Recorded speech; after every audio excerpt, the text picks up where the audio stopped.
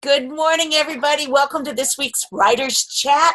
This is the place where we talk about all things writing by writers and for writers. And we're glad you're with us today, either live, we got a whole crew of people with us today. We're excited. Or if you're watching the replay.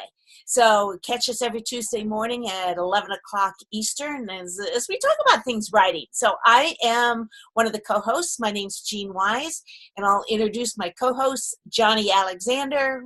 Here's Johnny and Bethany Jett. And I'm going to turn it quickly over to Bethany this morning, and she's going to introduce one of our own, one of our special speakers today to share with us. So I'll let Bethany do the honors. So go ahead, Bethany. Well, it is truly a pleasure to introduce Victoria Duerstock. And she is one of the busiest ladies that I know. She has a lot going on, so I'm gonna just go through her bio pretty quickly. She was just is one of the authors featured in a devotional called Just Breathe, which just released, and it is a beautiful book. So if anyone has a copy right next to them, I would love for you to hold it up. It's gorgeous. I don't have my copy yet. I can't wait to read it. So that's very exciting. And let's go into what Vicki does. So she blogs for Women to Women Ministries. She also contributes for Just 18 Summers. And then she also has her own blog called Encouraging Women Today and the Creative Corner. And she did a bunch of stuff with coloring books and coloring pages as like a daily encouragement, which is super cool.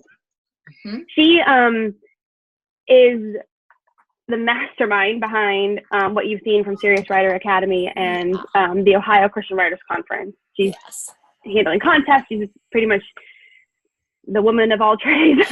She's incredible.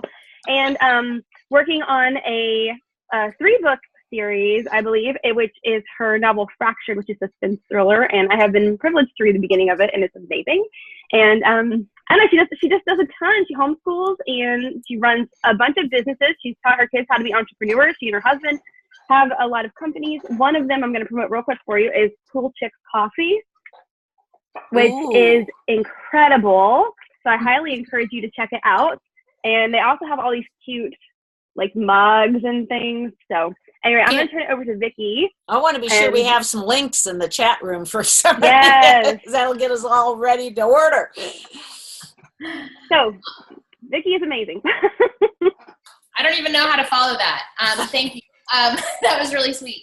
I was going to pull up my devotional book, but I went ahead and grabbed this one that just came in yesterday. It's a re-release from Worthy to all the retail outlets besides Books A Million. So this released last year, 2 Books A Million under a different title, different cover, but they just released this new one this year. And it's just a privilege. This is not all my work. I have all these wonderful people that are listed here that wrote with me, but this was an opportunity that came up at a conference, and I sent an email and I said, what do you need? And they hired me. And so it was a really, really cool opportunity. And I just look at these books and I am just, it's just a blessing.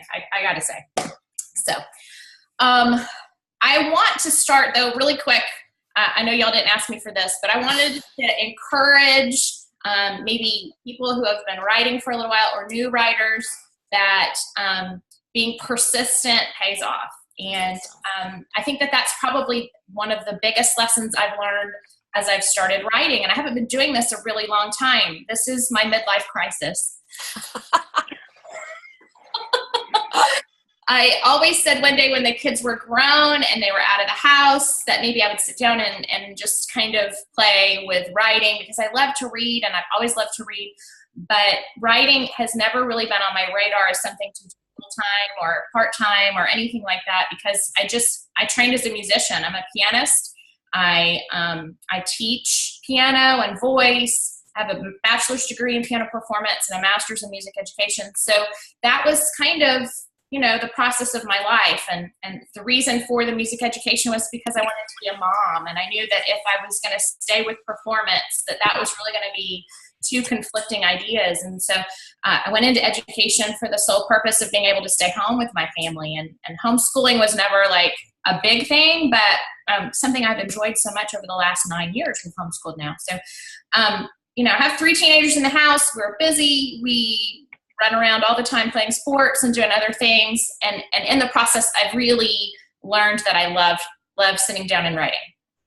So that's kind of a little backstory. And Twitter has just kind of come along because, my goodness, we hear platform all the time.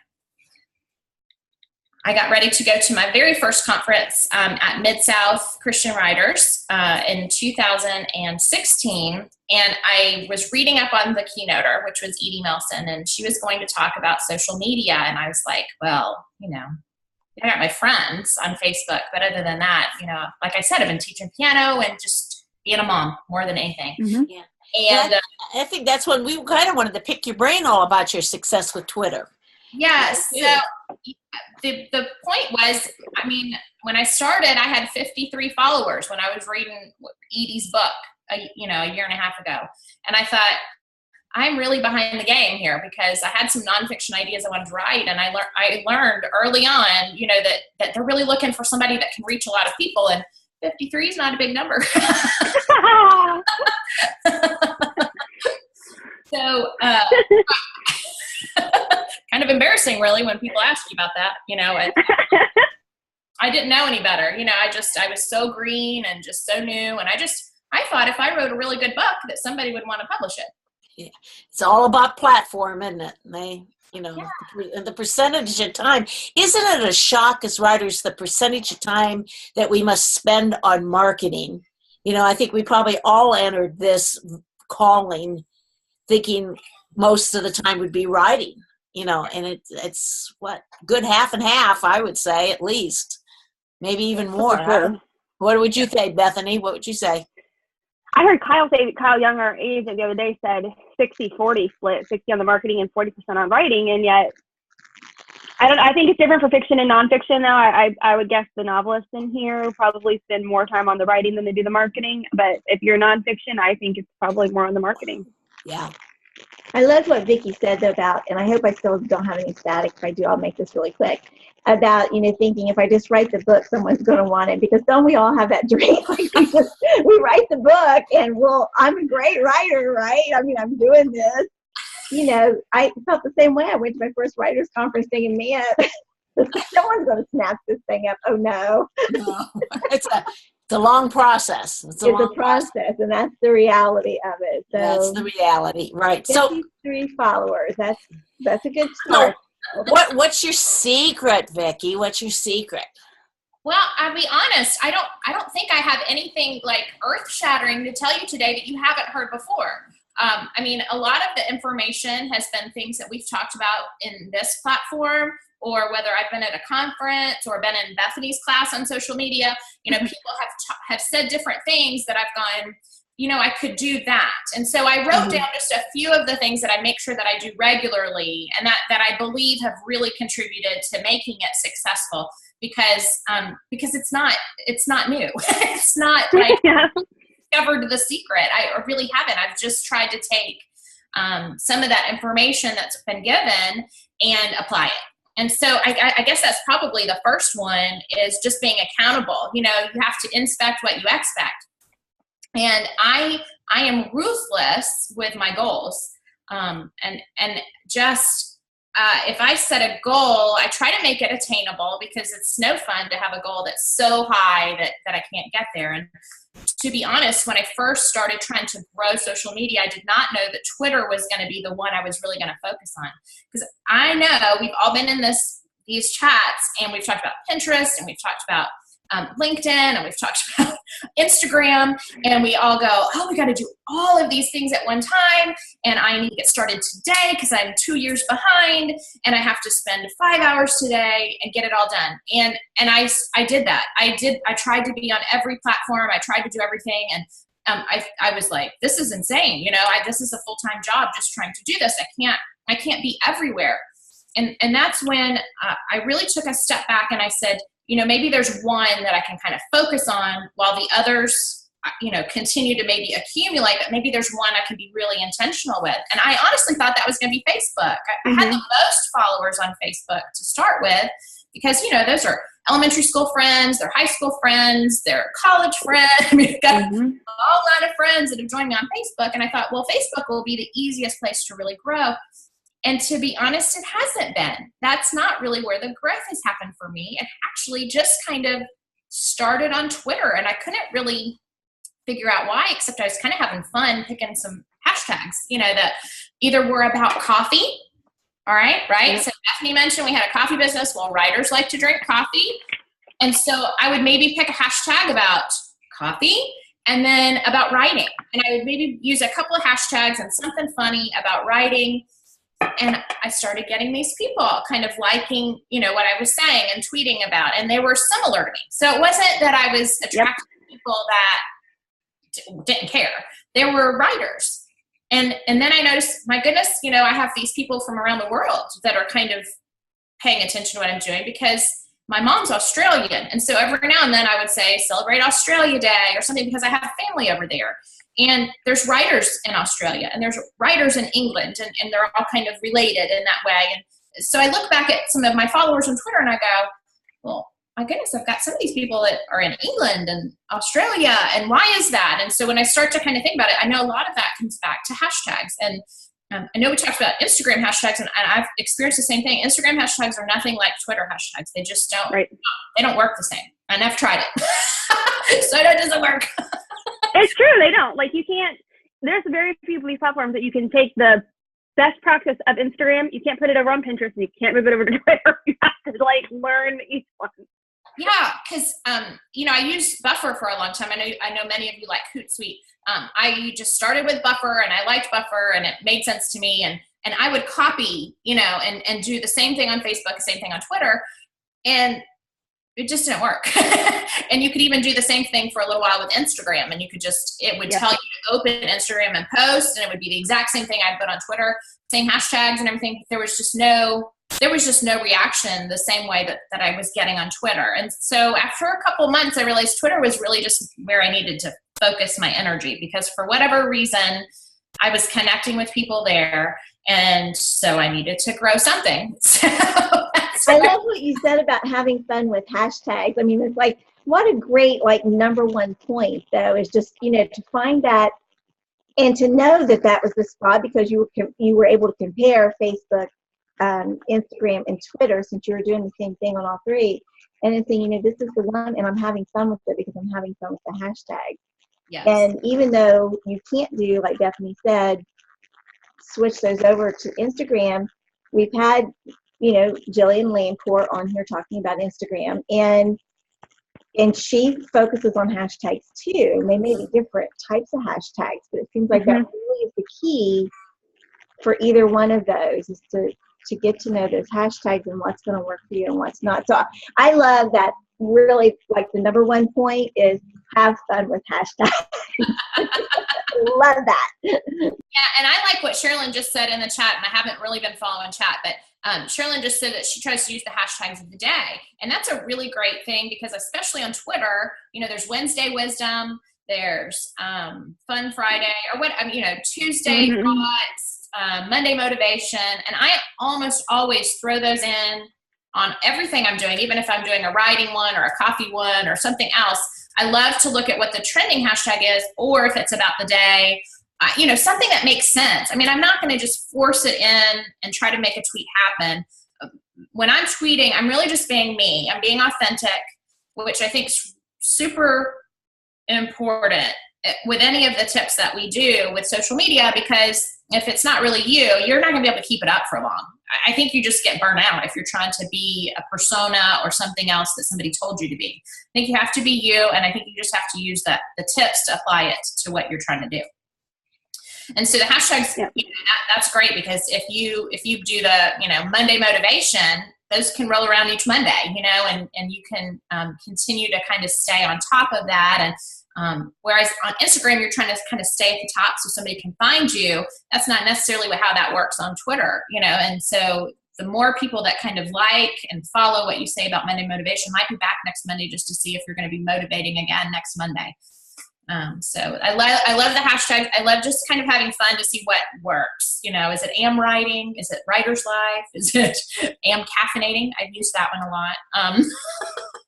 People who drink coffee will follow that one for whatever reason. I love it that you brought some joy and some fun into this? Because so often it just seems like marketing becomes work, you know, and you know, you've brought it. I would have more energy doing this if it was also fun. Yes. It should be fun. It should be. It should be. Don't we lose the fun when we're trying to do all things for all people? Like, it was me trying to do Snapchat. I was like, I am just so not, this is not me. and so I was like, where can I just focus? And again, I did not know Twitter was going to be the place where I would find that initial really bloom. And it was not a huge snowball, but I think many of you have experienced that once you hit a certain point, all of a sudden it seems like it snowballs really a lot. And It's like social proof. yes. So after a while, you're like, well, I'm not working quite as hard as I was in the beginning, and things are still happening. And it's exciting that way. And so it's fun. And because I guess we'll make this number 2, because I am such a inspect what you expect person, and I set goals, and I am just ruthless with making sure I meet goals. I am looking at those numbers every day, and I'm trying to track, what did I do yesterday that brought, 10 new people? And, are they people that I'm interested in? And so I always write them down. So I have pages and pages of things. I do things digitally, but I also do things handwritten because I remember the handwritten stuff so much more. But I do too. Mm-hmm. In my planner, my day timer, I will I'll have these little chicken scratches. You probably can't tell, but right there, little numbers. Yeah. F for Facebook, I for Instagram, P for Pinterest, and I track all those numbers every day because I'm just a nut. What kind of numbers are you tracking? I'm just curious. What are actually, like say on Twitter, what are you tracking? The just number. The follower number. Just the follower. Followers, so that I can track each day what that growth is. And if there wasn't any, why wasn't there? What did I not post? Did I lose people? And then beyond that, to set goals, I take the lovely I do. I really do. If I wasn't using it, I wouldn't tell you that. And I use this social media tracker. Mm-hmm. And so this gives me, I set this up for every 2 months to kind of set goals for, let's see, if I'm gaining 10 people a day, in 2 months, I should have another 600 people. I mean, just kind of basic numbers. So I would write that down, and I put my goal here, and then I wait to fill in my numbers.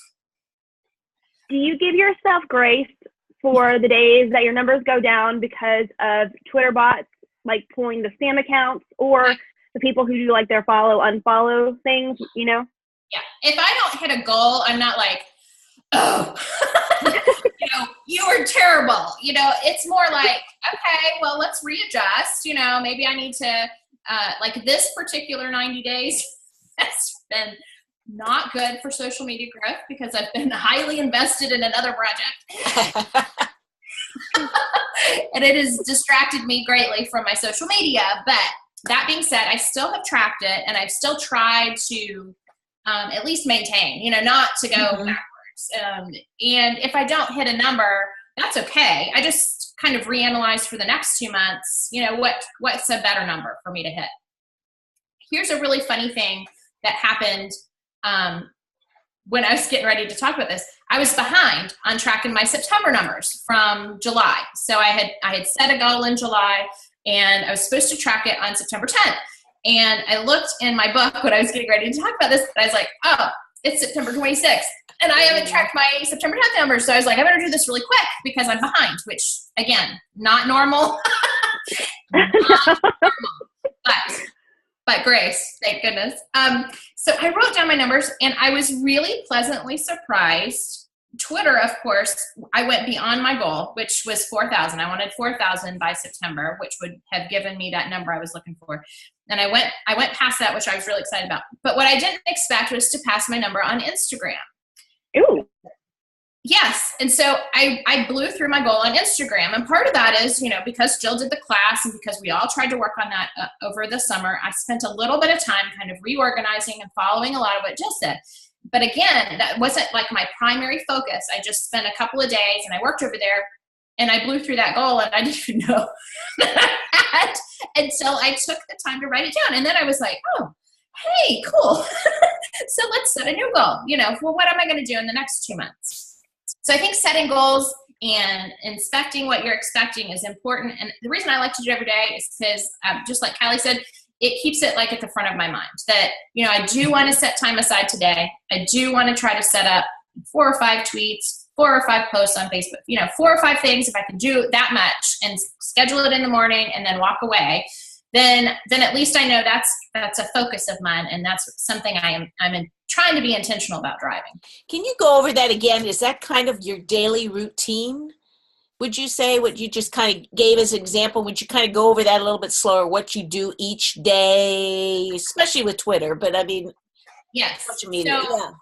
Each morning I do take time to, go through the banking, go through my schedule. I'm very detail oriented as far as here's my first 30 minutes of the day, my next 30 minutes. I used to have these 15 minutes, but then I realized that 15 was never long enough for me. And I was always taking up chunks of 15 with one thing. So I would do all this writing, and I know you can do it on a spreadsheet, but I like to write it. And so I have all these 15-minute chunks that all said the same thing. And so I was like, that's kind of not the point. So I'll do more like a 30-minute schedule, and I'll split my day up what I think it's going to look like. And very rarely does it actually work. But in my mind, I think, okay, this is what I've got to get done today. I've got laundry, I've got homeschool, I've got to pick kids up, I've got soccer, I got to write, maybe I've got to do, all this back end stuff, I've got to create, da-da-da-da-da-da. And so in the morning when I'm doing that, that's the same time as I'm writing down my schedule and what I hope to accomplish, what I'd love to get done, what my to-do list is, kind of a brain dump all at one time. I'm getting it all out on paper. At the same time, I have my paper in front of me and I'm pulling up my numbers. I'll just hit, Facebook. I'll look really quick. I'm not going to get in Facebook and go comment and talk to people and all that at that time. I'm just looking specifically at what that number is today. I'm writing it down. And, within the process of a week, my day timer, I can see, how is that going each week? Sometimes I'll do a little calculations and see, am I on track? Am I at 10 people a day? Am I at 30 people a day? Where am I in the process? But that really didn't start till last August. So from, I told you from February to August, I went from 53 followers to about 300. And I was like, yep. This is awesome. And it's not. It's just but in my world at the time, I was like, hey, this is pretty good growth. I didn't know I'd get 300 people to follow me on Twitter. And so that's when I started the daily write down each number, especially for Twitter. That was where I decided I wanted to focus and look at, how many people can I get going a day? And so I started employing other tips besides just the hashtags at that point in order to kind of get to the next step. But I really believe that goal setting and that looking at the numbers every day was hugely important for me, because if I hadn't been focused on it, it would not have grown. It would have just been another thing to do whenever I had free time, and there's just none of that in my day. Right. Literally. It's true. It's a good point. You do have to schedule your social media stuff, and a lot of it can be scheduled. Like you said, you can put your stuff in, and I wanted to say something and then ask you something. So if you're on Facebook, which most of us are, if you join groups, a lot of times they'll do like blog shares.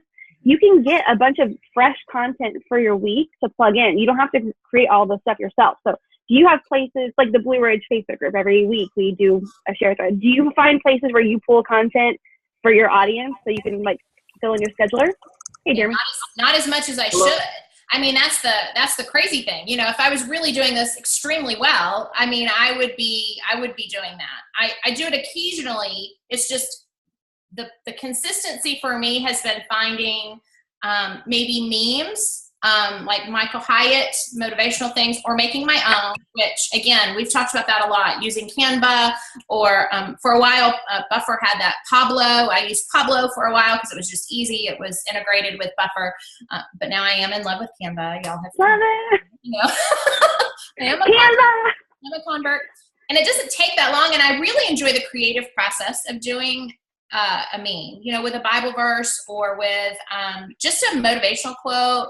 But I do love pulling stuff from Pinterest that's funny too, grammatical, take it for granted, all those little silly things, that drive me crazy when it comes to spelling errors and stuff, finding other writers that just, think that's funny and just creating things and then using them, not every day, but maybe a couple of times a month, recycling that stuff. So I'm not always trying to come up with brand new content because coming up with brand new content is exhausting. Do you have kind of a percentage that like each day you try to do 1 or 2 new things and 2 repeats, or do you have a goal for that? Yeah, I'm thinking you probably have a goal for that. I really should. Again, if I was doing this right, I would absolutely I need 3 things that are repeating and 2 that aren't. But I haven't gotten.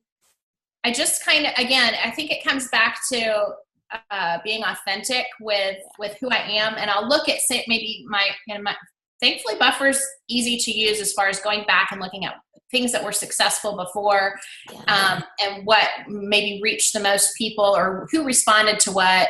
And I try to repost those things that seemed like they connected with people before. And then every so often I'll throw in something that maybe just didn't, and I'll see if a different time of day, affects that, because the time of day that something posts, it just seems to affect, what happened in the past. And so I don't know that I am as methodical as I could be and that I would love to be if I was like really time free. I could really sit down and say, okay, I'm going to do 3 brand new things today. I just try to create new things every so often.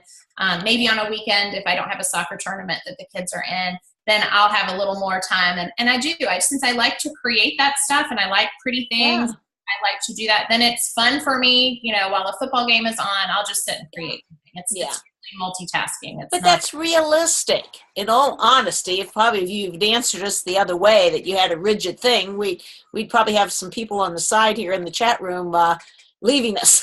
You know what I mean? What you're telling us is something very realistic for all of us. We did have a question. Callie wanted to know about retweeting. Do you do much of that?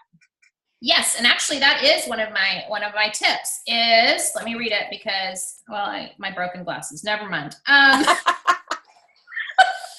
am limping through the day today with no glasses. Okay, it is, if you find something that you think is interesting when you're looking at your followers and who's posting what, definitely retweet it.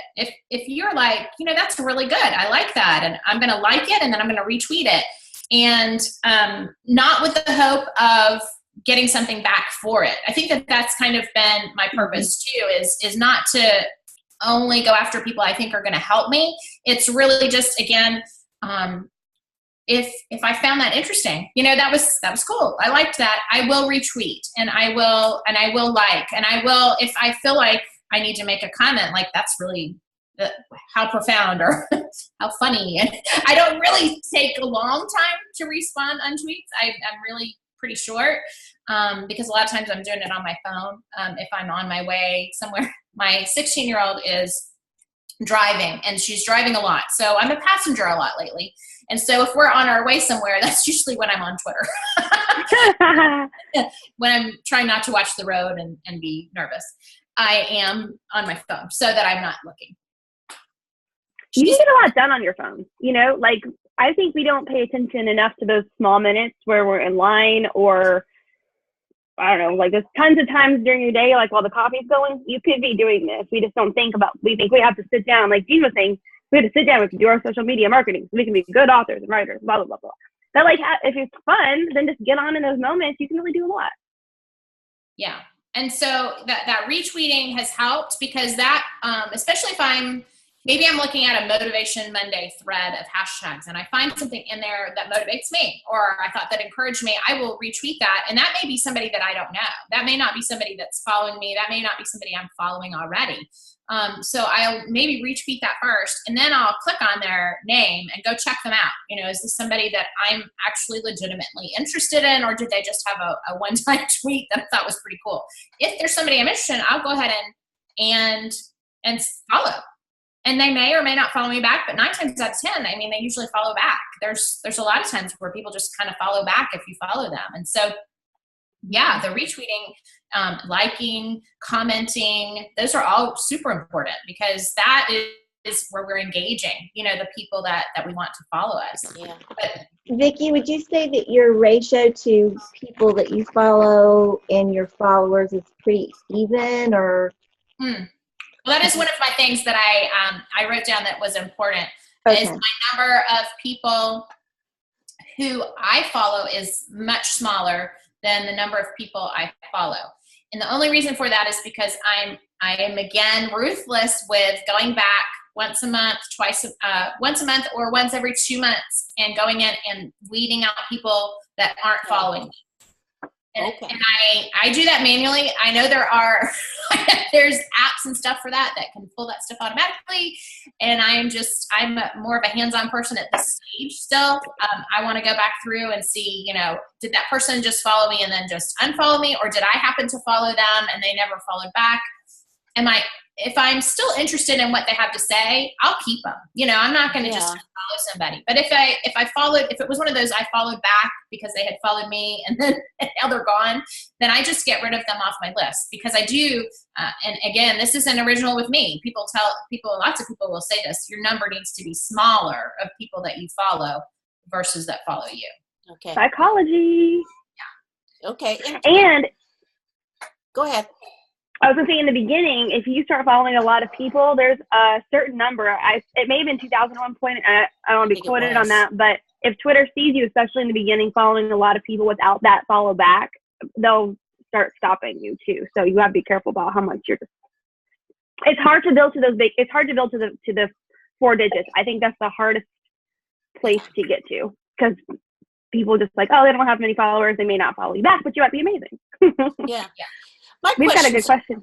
My question is on trending too, and then this shows me what I don't know about Twitter. You mentioned you go look what's trending. Is that what's trending in general, or have you looked for some specific things like Monday motivation or AM writing? There's actually 2 different things I've seen as far as trying to find out what's trending on Twitter. You can make it kind of regionalized. So like in my area, I'm here just south of Memphis. I kind of have hashtags that are regional, that are popular right here, right now. Okay. But then there's also the national ones, which to me, the more important ones are the national ones. I don't really want to be regionalized unless it's just there is something occurring in the area. The Grizzlies won, something, and I can post about about my favorite barbecue nachos when I go to the Memphis Grizzlies game. Then I know what hashtags to use because they're trending regionally. But for me, the trending nationally ones are the ones that are more interesting to me. And then once you know a few, and I know this isn't original again, but you can keep a list. Monday motivation, Tuesday thoughts, Wednesday wisdom. There's several that are recurring, and you can make lists of those and use those pretty frequently. Let's jump over to Rachel's question, because it was a great question. She wants to know if you use an automated thanks for following message when someone follows you. No. Yes. I was like, no, and I'll be honest, I don't even like the private messages. I've got a ton of private messages in that Twitter box, and I ignore most of them because again, that's a time thing for me. If I start to try to respond individually to people, that just becomes a time thing. And if I had more time, I probably would spend the time to do that. But because I try to keep my time limited, I only do a very few focused things. And I know a lot of people are really successful at thanks for the follow backs and all that stuff. That's just not my story. That's just not where I have found things working for me. Could I triple my numbers again if I was doing that? Maybe. Maybe I need to do that. But at this point, that's not what I'm doing. I don't like them either. I think most of the time, they're very much about follow me on Facebook, like my book, blah, blah, blah. And it's like, I don't want to follow you on Facebook, or I would. Like right. Stay on the platform here. And it just clutters your inbox, like you said. I mean, it's so hard to weed through and see who actually wanted to send you a message. I usually just tweet to people instead of doing that because it's just their inbox gets so cluttered. Yeah. I mean, and I haven't even sorted my inbox, and there are so many people that are like either bots or they're just lonely men that are looking for, a friend. And, they send messages or they like your stuff and you're just like, no. Yeah. No, thank you. Yeah, I agree. Can you talk a little bit more about scheduling, specifically on Twitter? Like you said, I missed part of this, so forgive me for this. You use Buffer to schedule your tweets ahead of time. You can't pre-schedule tweets on Twitter like you could pre-schedule posts on Facebook. So, on Facebook you could pre-schedule. Mm-hmm. You don't have to use a different app. But it Right. sounds like on Twitter, you can tell I do a little bit with Twitter, but not a lot. But you can't do that. Now, I do not have like a business account on Twitter. This is just my personal Twitter. So I'm not sure if like a business account Okay. would be different. They might operate differently. But I schedule because I like the interface. It works for me. It just makes sense to me. I even used a company called Start a Fire for a little while. I don't think they exist anymore, but it was a cool concept. You just linked Start a Fire with a couple of things that you wanted to promote, and it would actually link to Buffer. And so I had it all together. So when I would post something, if I had a link and somebody clicked on it, when it opened in their browser, it would also say at the bottom, Vicki Durstock also encourages you to check this out, and it would be another link, whether it was to the coffee or whether it was to one of my other, businesses or a blog post. I tried it out for a little while. It was really cool. I loved it. And then it doesn't anymore. So I'm like, oh, there that went. But Buffer just made sense to me. I don't know. It was just something I used early on, and probably one day I'll grow out of and I need to use something else. But, It works. It works. So keep using it. And then again, on Twitter, when you get on in the morning, you're pre-scheduling 5, 6. What's your number? What's your goal each morning? But, some of these apps will tell you what your best time of day to post Yes. is, based on either what you've done before or whatever. And so that was one reason I liked Buffer, because it had an automatic time where it said, hey, these are your best times to post. Okay. So, if I have a full buffer, it'll be 7, 10, 12:30, 2, 4, and then 7 at 9. Okay, And then if I keep loading it, it just loads for the next day, and it just keeps loading. And unless I want to custom, time something, and a lot of times I don't, unless there's just something I'm like, oh, this is cool and it needs to go right now, then I can send it. Okay. And it will still track numbers, like how much my reach is, which is kind of fun. And I love it because Buffer always sends me a high five if I get to like 100,000 people, they'll send me a high five, And it's just funny to get in your email box that, you hit, a wide variety of people when you tweeted that, whatever. Yeah. Cheryl Lynn had a good question about images and pictures and visuals. Have you done much with that? Yeah, I know the memes. Yeah. All of my tweets have pictures, pretty much. All of them. And how you are all of them Canva, or is it some of your own, or what have you done? How have you done that? Yes. Yeah, a lot of them are Canva, just so that the sizing is right. Because I have gotten kind of picky about that. Now that I'm really trying to understand how it works. I want to make the size right so when it pops up in the feed, you can see most of it. I hate when you just kind of see a portion of it and you have to click on it in order to see it. So I have worked on sizing, but some of it is pictures I've taken. Sometimes I'll link back to something that happened in Instagram just to see if I get crossover. I haven't analyzed that a whole lot yet, just kind of trying different things. But mostly I would say probably Canva. Mm-hmm.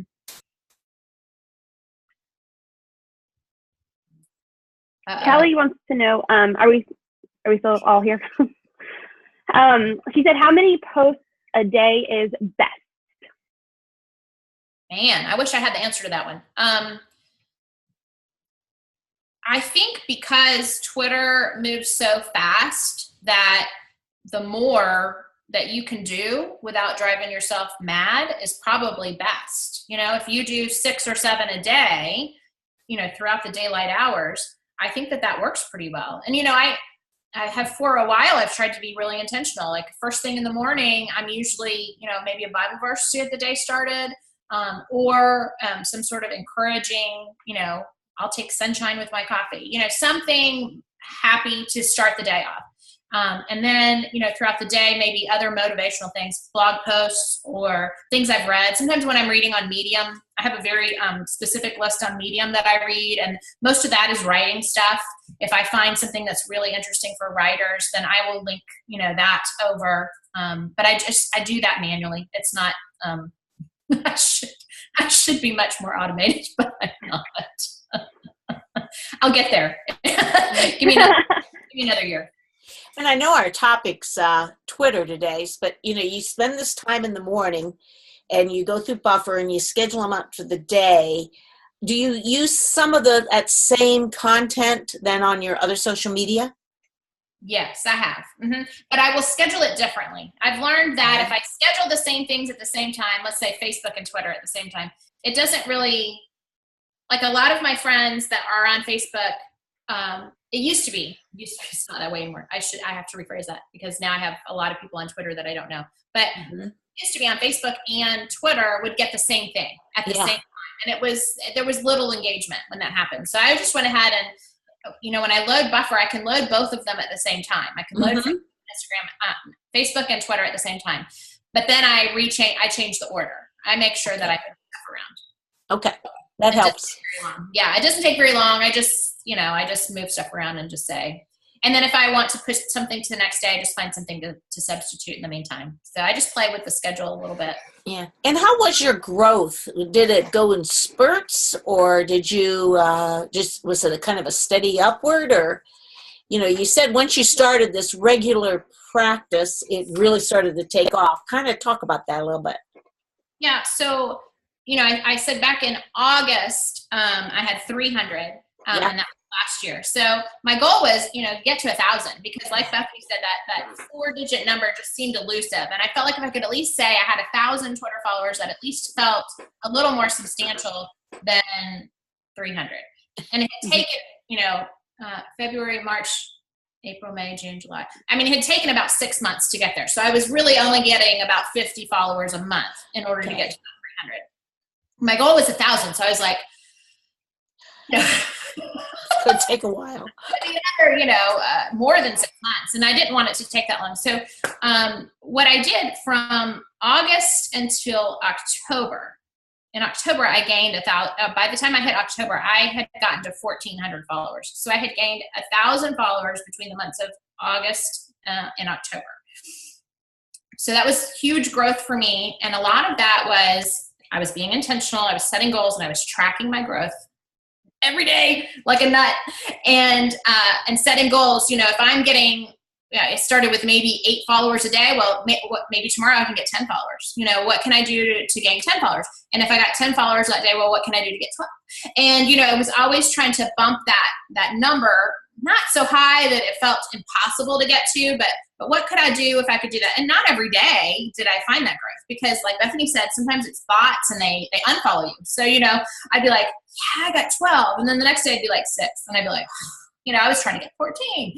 So it's understanding that it's step process. It's not going to happen like quick, but it's fun for me to play with the numbers, because I'm like, okay, what can I do? Who can I follow that I haven't followed yet? And part of that was one of the tips I learned, and this is a really good thing about your followers, is when someone does follow you, if you're interested in them, because I go and I look at their profile. If they haven't tweeted anything, I'm not going to follow them, because I don't know who they are and I don't know what they're all about.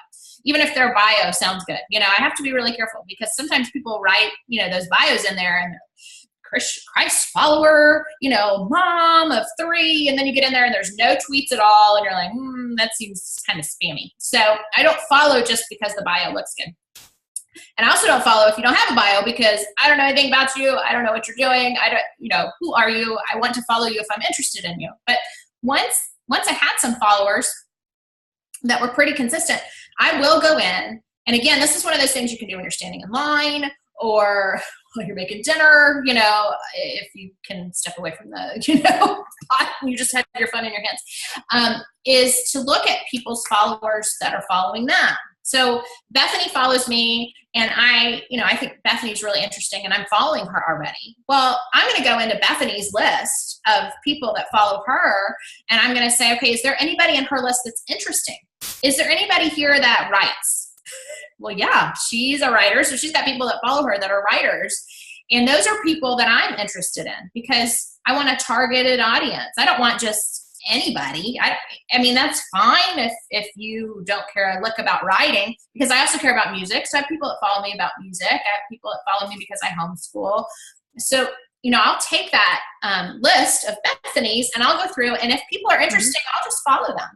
And this doesn't take long, but I'll have goals where, in the morning, I'm going to follow 10 new people. And in the afternoon, I'll follow another 10 new people. And maybe in the evening, if we're watching a TV show before we go to sleep, I'll follow another 10 people. I have gone beyond that numbers. Those are just, if I'm sitting there for a long period of time, I might go a little crazier. But at least if I could do, 20 to 30 new people a day that I'm following, 9 times out of 10, they're going to follow you back. Well, that's really where those numbers started escalating, because here I was waiting for people to come to me because of hashtags. But then between August and October, when I really found that growth was because I was going out there looking for people that were similar minded to me. And I was using the people that were already following me as a source of reference to be able to find the people that might want to follow me. And I still Rick just put in the chat, target is everything. 1,000 random people isn't worth as much as 100 who are in sync with you. It's so true. It's so true. Yeah, because the people that are going to like your tweets and retweet your tweets and say, hey, this person's saying really good things, are the people that are like you, that are interested in things that you're interested in, have similar likes and dislikes. And so it really is targeted, me looking at a list and saying, I think this person is interesting. People like them. And hopefully they'll like me back. And if they don't, that's okay. That's when, in 2 months, when I sit down and I go through all the people who haven't followed me, I'll just offload them. If I'm not interested in following them anymore and they're not interested in following me, that's fine. I don't keep a list of people who didn't follow me. I will remember that you don't do that. I just go ahead and just unfollow and keep my numbers smaller and just keep looking for new people. It's a constant process. It's being persistent and it's being consistent on a daily basis. Sometimes I'll find people who are friends of mine who probably would be following me if they realize that sometimes people just don't see that you have followed them. Sometimes those people, I'll unfollow them and then refollow them. So hopefully that notification comes back in there saying to get a refollow. Also, we have some things in the chat. So before we stop recording, I want to just go through real quick in here. And there's April. Okay, so scrolling back up a little bit, I'll make sure I got everything. Sherilyn had asked about graphics, which we talked about. How many posts a day? More is better. Don't ever worry about, you can spam your Twitter account, but. And then various types of content is what Callie said. I think Sherilyn had a question too about how much content should be yours. I answered in the chat 80-20, but do you have anything you want to add or disagree or? I think that's great. Because I write for several different blogs, it's pretty easy for me to put my blog posts in without doing a lot of self-promotion because I'm sending people to the other people who also write there. So again, especially if I find what was written interesting, then it's so easy for me just to say, hey, I liked this. I think it's interesting. I think you should like it too. And I just kind of post because, I find it interesting. So I think 20 sounds good. I don't know that I'm real good at that. I think I'm probably maybe more 60-40. I think if you're writing content, even if it's your content, if you're doing it, I want to say right, I don't want to get into that, but you see the people on Twitter and on social media who are like, buy my book, read my blog, and their blog posts are things like my day at the beach. Well, nobody cares. But if you're writing things like you were saying, 5 tips on marketing for Twitter, and you wrote it, it's still it's not really about you. It's about giving them good value. So I wouldn't consider that a 20% promotion. I would consider that part of the 80. So yeah. Okay. I like that. That makes sense. Because when I'm writing for Just 18 Summers, have this really neat, weird niche that I'm in of writing about home decorating and parenting. It's, you know, it's an interesting niche because it's not the everyday thing. So you get a little bit of home tip and you get a little bit of, you know, love for mamas and, you know, how can you incorporate this in your home and how does this make your home homier, you know, and parenting. So it's kind of a funny niche, but it's interesting to people who maybe would not be ordinarily interested in a parenting blog. They'd go for home decorating tips. One thing I try to do too with this 80/20 other people's content, your content, is if I'm sending a link from my website, which is my name URL, I try to hide that in a bit.ly or something else so that it never looks like it's coming from me. I always find that to be a little off-putting, not from other people, but from me. Like, I don't mind if it's their URL, but that can help too. Yeah. Okay, so. Yeah, Buffer does that too. Buffer will hide the link. And so, sorry, I just hit the table with my knee. Ouch. Ow. But Buffer does kind of hide that link too, and it shortens it, which is helpful. So, yeah. We had a couple questions in the chat room about hashtags again, yes. about the most effective and the right ones. And can you give us some more background on really doing a good job of using hashtags? Yeah, you know, it's trial and error. I mean, I wish there was a magic formula because it would be so much nicer to be able to say, if you use these, you know, you will find success. I have found success by using am writing, you know, hashtag am writing or hashtag am caffeinating. You know, that's the strangest one to me because I'm always like, okay, how am I spelling caffeine? You know, I have to stop and think. But you make your list. You know, am caffeinating works because especially if you're writing and caffeinating or writer's life or writer's dilemmas. And a lot of times, if I'm doing it on my phone, they'll pop up. You know, extra ones will pop up. You start writing, and new ones will pop up, or they'll scroll across, and you can go, oh, you know, I didn't even think about that hashtag, and so I'll try it. And I don't usually use more than three or four. I mean, that's usually my 4 would be my max. Again, and that's how Twitter is very different from Instagram. It's another interesting thing because Instagram, the more hashtags you use, it seems like you get better engagement. And we've heard that before. Where Twitter, it almost feels like if you use too many, you know, people get a little annoyed. If there's a word in my tweet, Bethany mentioned that for a long time I was creating those coloring pages and they were on the idea of fear not. And so fear not, I would always use hashtag fear not and then coloring pages. So even within the block of what I was tweeting, I would use the hashtag not necessarily as a separate thing. It was part of my tweet sentencey kind of thing. And so, or pound, you know, hashtag 365 fear not coloring page, new coloring page today. And I would just use it as part of what I was saying. So instead of having to have more characters devoted to a hashtag at the end, it was part of actually what I was trying to tweet.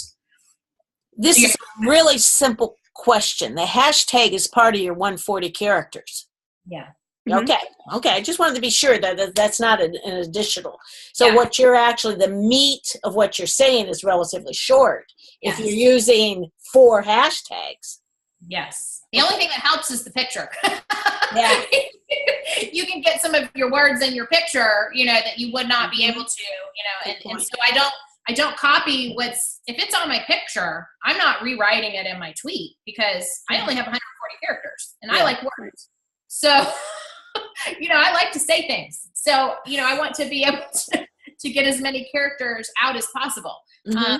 So yes. And sometimes it takes some time to figure out, okay, well, I don't have enough characters and I want to add 2 more hashtags. You know, how am I going to do this? So I'm backspacing and I'm forward, backspacing and I'm cutting words, or I'm learning really to write tight, which, you know, is another useful tool for us as writers, is writing tight. I was just thinking that's not a bad skill. It's not a bad practice at all of that. Go ahead. One thing to remember too about the character count is that if someone's going to retweet you, you want your characters in your name to be included in the tweet. So I have 7 in mind, so I always go down to 130. I try to get to like 133 or have 8 or 7 characters remaining so someone can retweet me and have it included. So it's something you have to think about too when you're thinking about your username and your handles and things. Yeah. I just unmuted to say that very same thing, so there you go. Oh, yeah. There is a website called hashtags.org where you can look up a little bit of analytics. It'll tell you like a graph. I don't know how great. There was a website that I found on accident, and it told you which ones like related hashtags to whatever you searched for, and it told you how many people were like, don't use these, use these, and I can't. It may be hashtags.org, and I'm not looking at the right spot. So you can always go in through, and there are people have lists of hashtags to use for different things, and the more targeted you can get, the better. Like if you start looking, am writing is a great one for writers. So search the am writing hashtag, and then look what other hashtags people are using in conjunction with it. Because especially if they're using like a group or an insider hashtag, they're gonna be, that is a good way to get followers, and by using some more like specific ones that you may not think to use on your own, it wouldn't be so. Yeah. And writers like to use hashtag WIP, my work in progress. Like if you want to talk about the day, and I got 500 words done on my hashtag WIP, and a lot of writers are going to follow that because they're looking at that. As far as and hashtag, I make sure if it's Monday, I'm using a Monday motivation at least once, probably at least twice. There's going to be a Monday motivation because it's Monday. So I'm going to make my content relative to the day of the week as well. And then if there's something happening, if it's Flag Day or if it's a holiday of some kind, I celebrate Flag Day here in America and Australia because my family lives in Australia, so I'm like I can celebrate both days. And so that keeps it interesting, to be able to do that. And then I love music, and so if I find something really interesting musically, I'm going to post that as well. I mean, it's who I am, and so if people don't like my feed because I'm too like weird and eclectic, that's fine. That's not my people. I'm not that worried about that. I'm just like so astounded that you can actually be intentional and set goals, and you can actually make progress. It's not, even though I'm working at it every day, the progress isn't the same every day, but over time I get to look back and I go, oh, wow, 2 months went by and I blew past my goal and I didn't even know it. Yes. This has been real inspirational. Shelley had one more question, and then we'll probably have to start wrapping up about the trending topics by days. You've mentioned Motivational Monday. Do you know right off the top of your head, Tuesday, Wednesday, Thursday, Friday? I don't know. Got some other tips for us and where to find those? Yeah, for sure. Motivation Monday, Tuesday thoughts, Wednesday wisdom. I don't remember Thursday. Throwback Thursday. Throwback, yeah. That's more Instagram, really. I think. Yeah, I think you could do like another motivational. I think they're starting to be other motivational days, like Thursday motivation. Not just Monday motivation. But I don't remember Thursday off the top of my head. Friday, Flashback Friday, or Fun Friday, or just Friday. Friday, TGIF. Yeah, Friday. A lot of times Friday are my days where I just put fun stuff. Like my favorite meme is the dog that's wrapped up in the blanket. Like, this is my Friday night, and I'm not ashamed. That's like the perfect Friday night for me because that never happens. Just to have nothing to do and be able to veg and do something, totally. That's one of my favorite, and people love that one because it's so funny. It's just silly, and the idea of being able to stay home on the sofa. Yeah. I will mention Taco Tuesday because today is actually National Taco Day, and it's Tuesday. Right. So those national days are fun to use too. Like again, especially if it makes sense. Like if you love tacos and you're going to go have tacos, or you should go have tacos, then you can talk about tacos. Yeah. And people are going to be looking for that because it's National Taco Day or Donut Day, or And I love food, so I talk about food a lot too. So yeah, well, and Callie just asked, "Are we concerned when your content doesn't match your brand?" And I'm going to use the example. The post I put today on healthy spirituality today is Taco Tuesday, and I put a spiritual lesson with it. So Taco Tuesday matched my faith message. So there's ways to link them, but I don't know if you want to address Callie's question there too, Vicki, about sometimes it doesn't match completely your brand because you're just still having fun. Yeah, I mean, I do think about that. I do try to make sure that if I retweet, one of the things, I'm very eclectic. I love a lot of different things, and I have aspirations for more things than just what I'm doing right now. And one thing is that I am very politically minded. I have a lot of political thoughts and have intentions of maybe doing something about that one day. And I would be very prone a couple of years ago to making my opinions very well known and not being ashamed of them. And I'm still not ashamed of them. I don't want you to think that I am.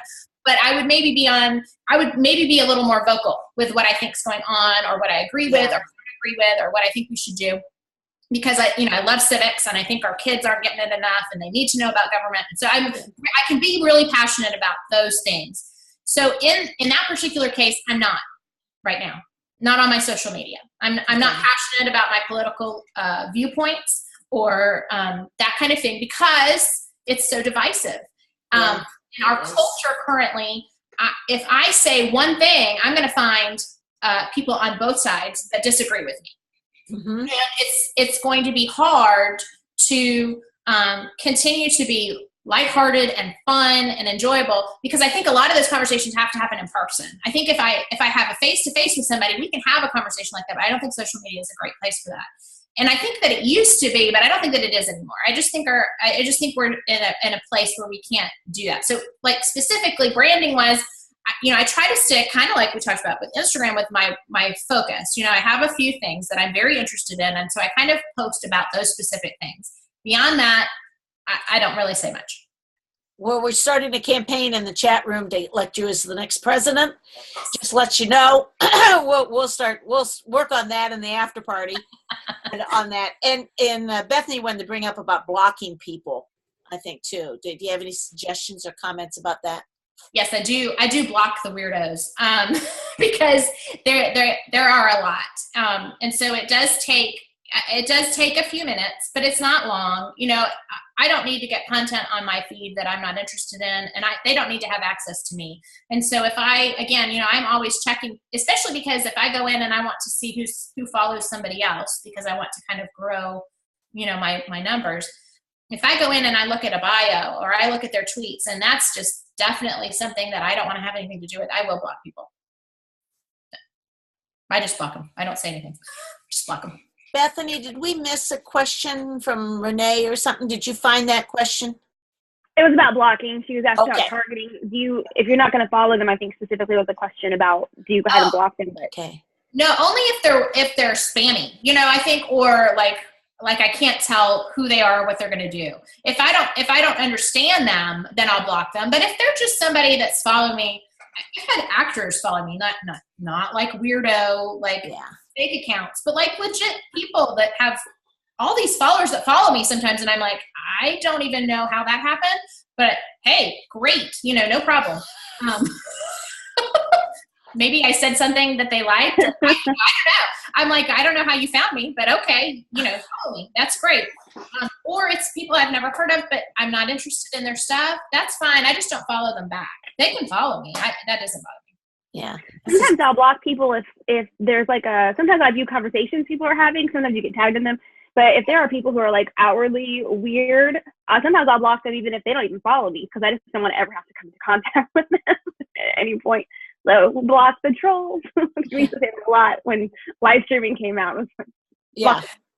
Yeah. So feel free to block is what it. Vicki, this has been great today. You kind of inspired me to get back on this a little bit more daily than what I have been doing. So I just love it. I just love it on that way. Bethany, do you have anything in concluding as we finish up? Yeah, I do actually. I've got a couple things I wanted to say on air. One tip we really didn't get into, because this was such good content. We need another hour or more. Yeah. We were talking about adding value. I think Tina said that in the chat. And one way you can do that to kind of pull people to you is through Twitter's search engine, which a lot of people don't utilize. And it's search.twitter.com. And you can go in and type, like Vicki could put in specifically something about coffee or something. You want to word it in a way that someone is typing a tweet on Twitter, and you can get into their conversations. And if someone has questions about those things, she can really easily say, add cinnamon to, she knows about this, add cinnamon to top, or brew it on a different thing, or send a link to an article about it. And so in that way, that takes a lot more time, if you really focus on that. But it's a really good way to build trust with your audience and get people to follow you, because you just helped them and answer a question. That's it's one of those best practices that's really hard to sit down and actually do, but it's a great way to add value to your people and draw a targeted audience. Did I put it in the search box correctly? Search.twitter.com. Okay. Mhm. I'm going to be sure I had it there right. Okay. And there's like advanced search features, and I want everyone to have final thoughts, but we do have a couple of winners from the giveaway who are part of Writers Chat. So I want to announce that at the end on the recording. Okay. But I'll go ahead and do final thoughts, and then I can close with that if you want. Okay. Well, I'll just start with final thoughts. And first of all, thank you, Vicki. This has just been great today. And just as an announcement for next week, we have our very special guest that we're going to be talking to. It happens to be Bethany Jett. And did you remember that? It's coming up. No. She's working on her master's, isn't it? And Yes. And is going to share some of the tips and things she has been learning with us next week. So we're looking forward to that. So we're going to have a whole potpourri of good info next week with Bethany and on that. So that's my concluding. Other than thank Vicki again. Johnny, do you have something to add at the end before we go off recording? What I loved best was to have fun with hashtags. I just thought that was great. And also, be interesting. You don't have to be interested in everybody. But I have a lot of eclectic things too. I find my Twitter is all over the page, and I like that freedom. I don't know how good it is for branding, but I love that. And I think there are other people like that too. So those were two kind of, especially the last one about just being eclectic and being who you are. Isn't necessarily the traditional advice you hear, but I like it, and it's what I'm going to stick with. Yeah, sounds good. Bethany. Final thought on Twitter: if you are a lifestyle blogger or writer, Lauren Conrad, who's super famous for being on the Hills, and she is a entrepreneur to the extreme, CEO. Her Twitter feed is extremely well done, and most of the content goes back to her website. So I use her as an example of how to do social media correctly, and that mixes personal and great content. So the winners, I would say, Bocara Brumley won the gold iPad, which we will be shipping out today. And she, her husband's grandmother, I believe, passed away, so they're at a funeral, so she couldn't be here today. So please keep her in your thoughts and prayers. And I asked her if I could, announce that she won the grand prize. And then Callie, who is also in here, won the coaching session with Jill for Instagram. Oh, that is great. So congratulations. Congratulations, everybody. And I think who put it in the, Bethany, you put in Vicki put in about the Serious Writer Academy's got a whole course on explode your growth with Twitter. So we encourage people to look at that too. And we have a second giveaway going on right now. I'll put that in there. We can go to that after show because I know we're running over time, but we've decided that 2 is better than 1. So we are giving away another bundle, and the whole one person wins the whole thing. I think it's over almost $400, I think, total in prizes. So I'll put the link in here, and then we can set the recording. Okay, that sounds good and stuff. And Vicki, again, thank you for giving us all you've just really inspired us today and given us some great tips, and I think motivated us to keep working on this. And you guys have been great. And there's in the chat, the SeriousWriterAcademy.com/giveaway. And it'll be another set of giveaway, and then we hope most of you can attend the conference coming up in November. So we're getting excited about that in Ohio, in Mason, Ohio, and getting to see everybody in person. I'll just add that real quick. One of my good blogger friends that I've followed for a long time is coming, so we can meet in person. She just registered, so I was so excited to see her name on the list. So excited about that. So anyway, keep in touch. I'm going to go off the recording. See you guys all next week, and thank you for those of you that are watching this in the replay, and we hope you can join us if you can every Tuesday at 11 o'clock for Writers Chat. Keep writing.